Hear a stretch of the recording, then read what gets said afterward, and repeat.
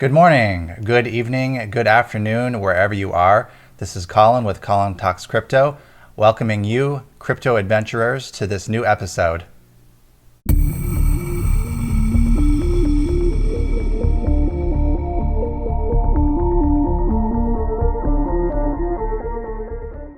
All right, today is July 15th, and I thought it would be fitting to do a comparison, a sort of 1 year anniversary, if you will, of the crypto prices.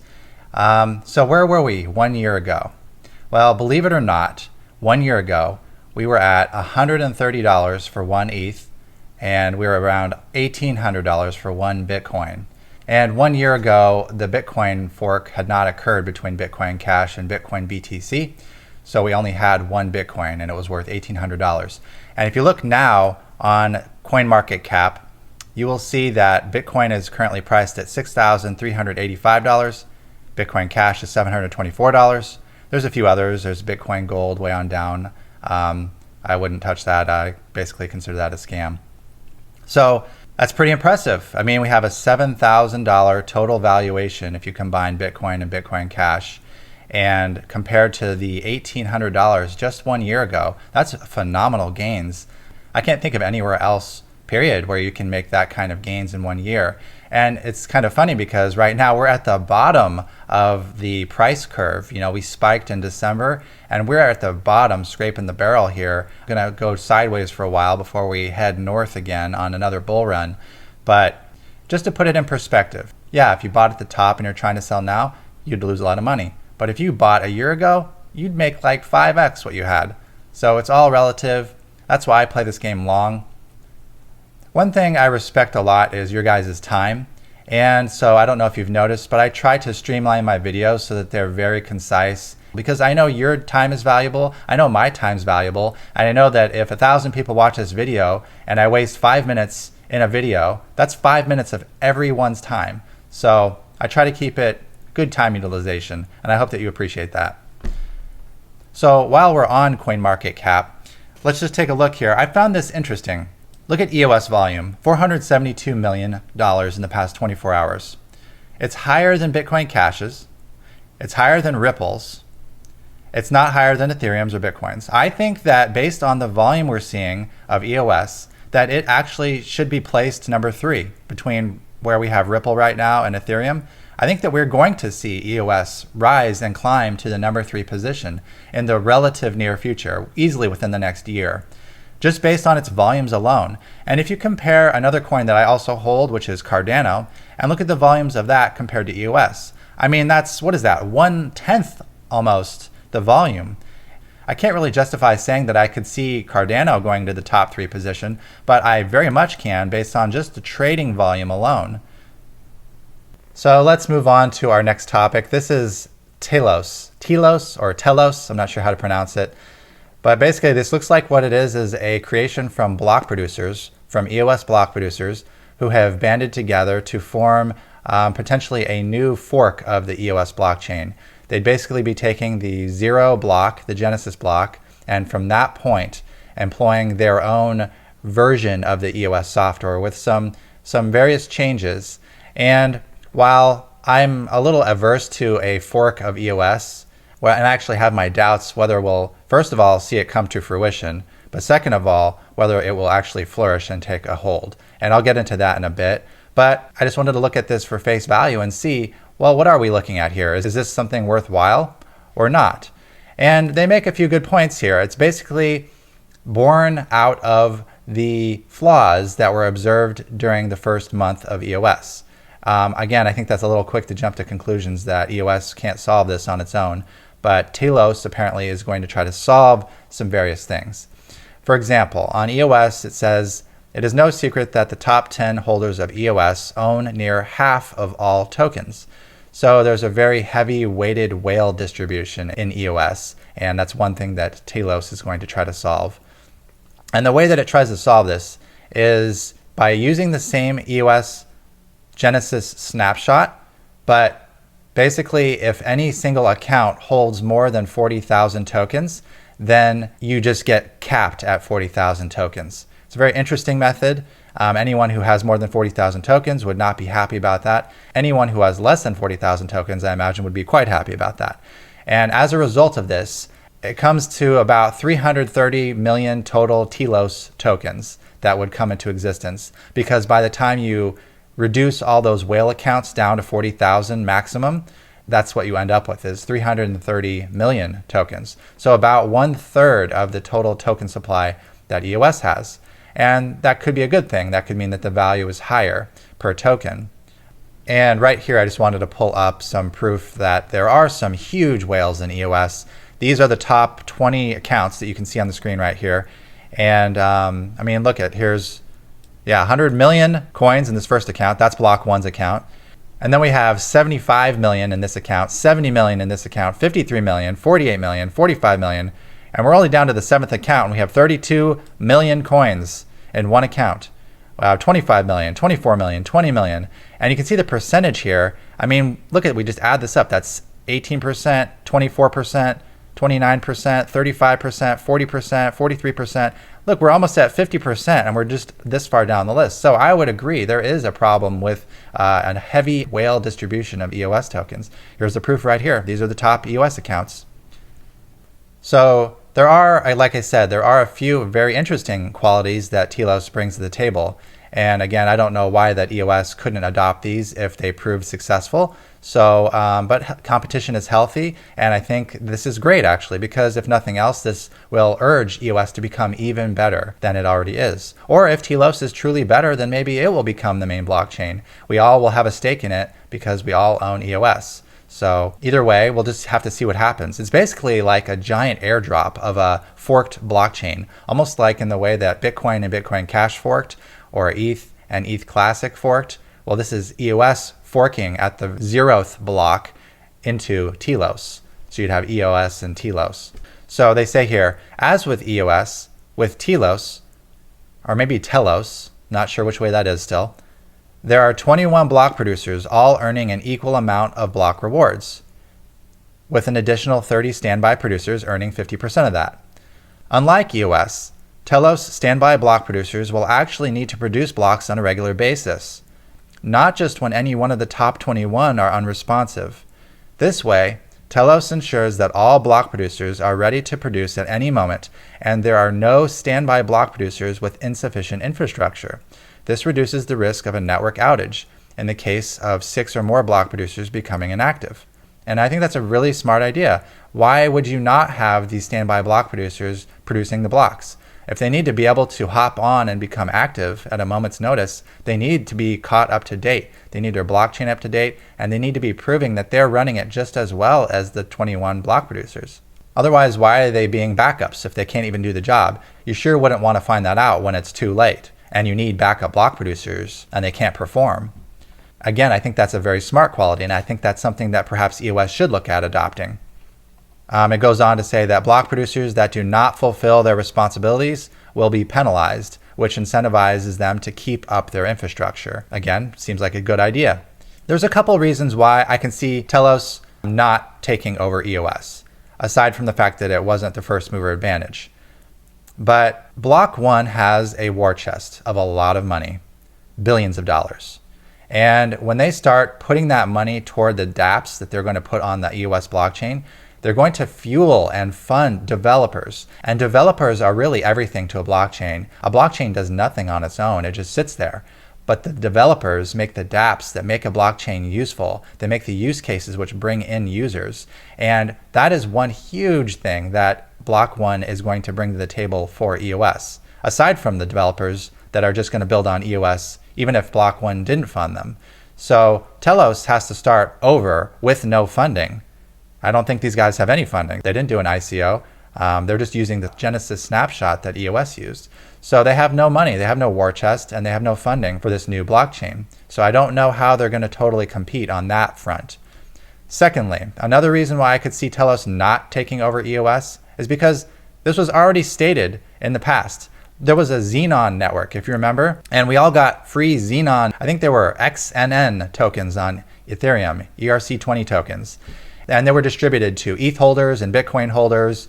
And it was stated that the Xenon network would be using the EOS software, just with a different snapshot and a more fair distribution. And I haven't heard anything from these guys. I mean, if you look on their website here, the last time we've heard anything from them was January 2018. That's like 7 months ago. I don't think that they're going anywhere. Please correct me if I'm wrong. If I'm missing something, please someone send me some information on these guys. But as far as I'm aware, they dropped the ball. And I bet you it's just going to disappear into the sea of thousands of altcoins that do nothing. So that's an example of another stated EOS competitor that never came to fruition. So Hello Telos right now is just a Medium post. I mean, just really look at for what it is. Sure, we got EOS Vancouver saying that they've joined with other block producers to start this up.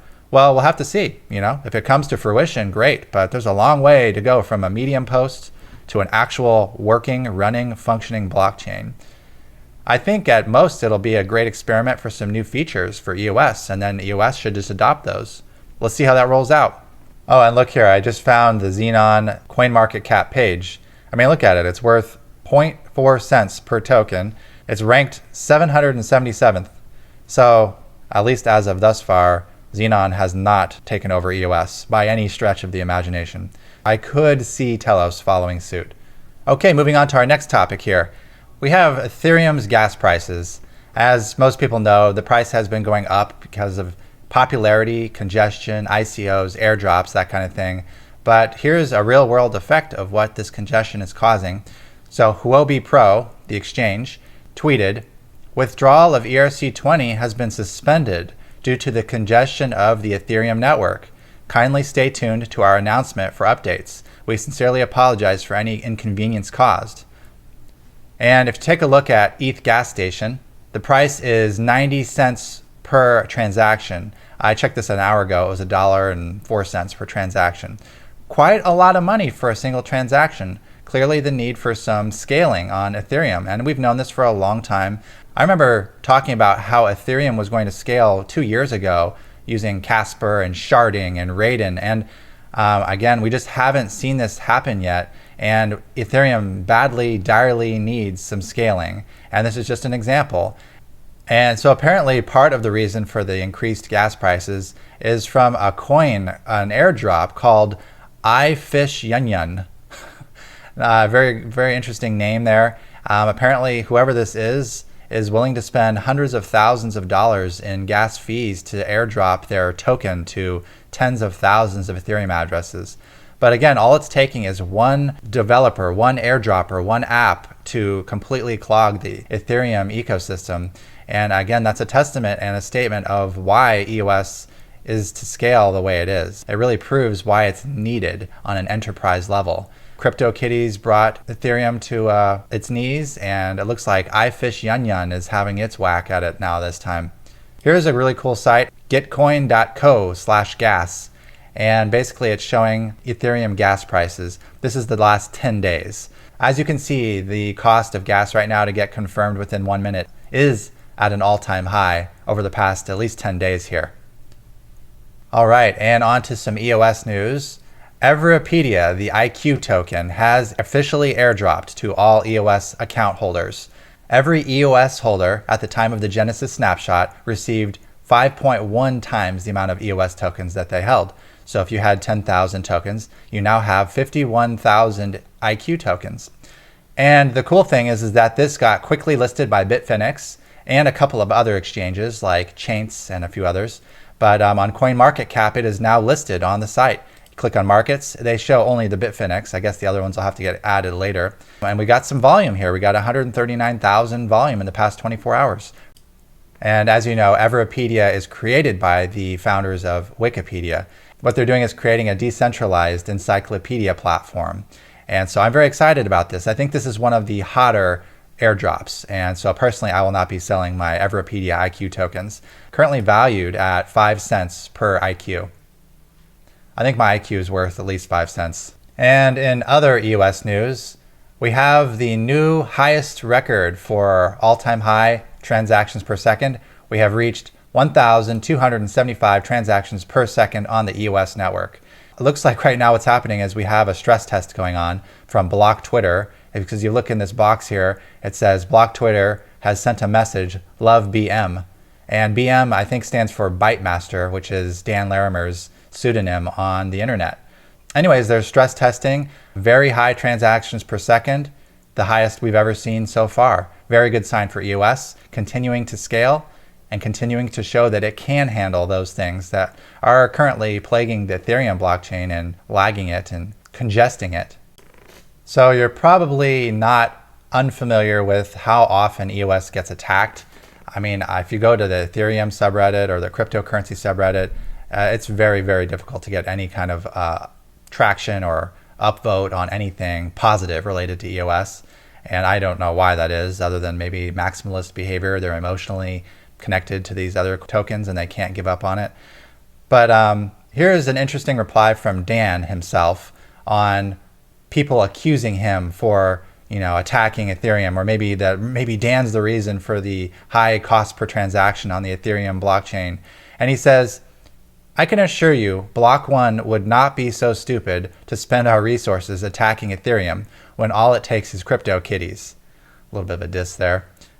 There are far smarter and more cost-effective ways at bringing ETH down if that were the goal. Bold statement there. Basically, Dan's saying that if he wanted to, he could take down Ethereum with much more cost-effective methods than you might think. And from what we've seen, it kind of is true. You have a single thing like the iFishYunYun token that's currently plaguing the Ethereum blockchain, or the CryptoKitties game that brought it to its knees, and it really just doesn't take much to overwhelm it. And I'm not even speaking about this from a negative point of view. I love Ethereum, and I think Vitalik is a genius, but I also am aware that Ethereum cannot meet the demands that people are putting upon it. And Dan is aware of that too, and he's totally dead on. And that's why for the past year, he's been developing EOS so that we can actually meet the demands. I'm very excited about what this is going to bring to the table for all of cryptocurrency, because now the next time we have iFishYunYun that wants to airdrop and we have CryptoKitties 2.0 on EOS, it's going to be a fraction of the total bandwidth, and it's not going to bring EOS to its knees. So very exciting times ahead. block.one has much better things to do than to be attacking the Ethereum blockchain. I think that the Ethereum guys should probably be looking at their technology and figuring out how they can improve it, rather than pointing the finger everywhere but themselves. And the next thing I'm going to show you is actually a little program I've been writing, and it's a very simple web interface. It works well on a 16:9 display, so that's most resolutions. It works well on anything from an iPad, iPhone, or a laptop. And so basically what happened is I had a spare laptop and I was trying to think of what I could do with this thing. And I came up with the idea of, well, I need to track the price of crypto. How could I do that easily and use my laptop? And so I just have a simple script running, and it puts the top 5 coins of your choice and the color of your choice on a display and refreshes it every 3 minutes. And it's been working fantastically. I've been using this for over a year now. And so whenever I want to know what the price of crypto is, I just take a quick glance to my left, and I don't have to open a new tab, load up CoinMarketCap, load my app on my phone. I just glance to the left, to the left, to the left. I highly recommend this. If you track crypto prices daily, or you find yourself refreshing apps a whole lot to see what the price is, try my app out and put it on an old laptop that you don't use anymore. And I think you'll find it very helpful. So I'm going to pan the camera and show you it right now. So here it is. This is my crypto price tracker, and hopefully you can see it all right here. I turned off the lights so that you could see it a little easier without some glare. But basically, it is showing my personal choices of my top favorite coins. It's basically just running in a web browser. So you open up Chrome and you type in the URL. So it's colintalkscrypto.com is where I have this hosted at, and you'll see a link there. The web page is still being designed, but there is a link to this program.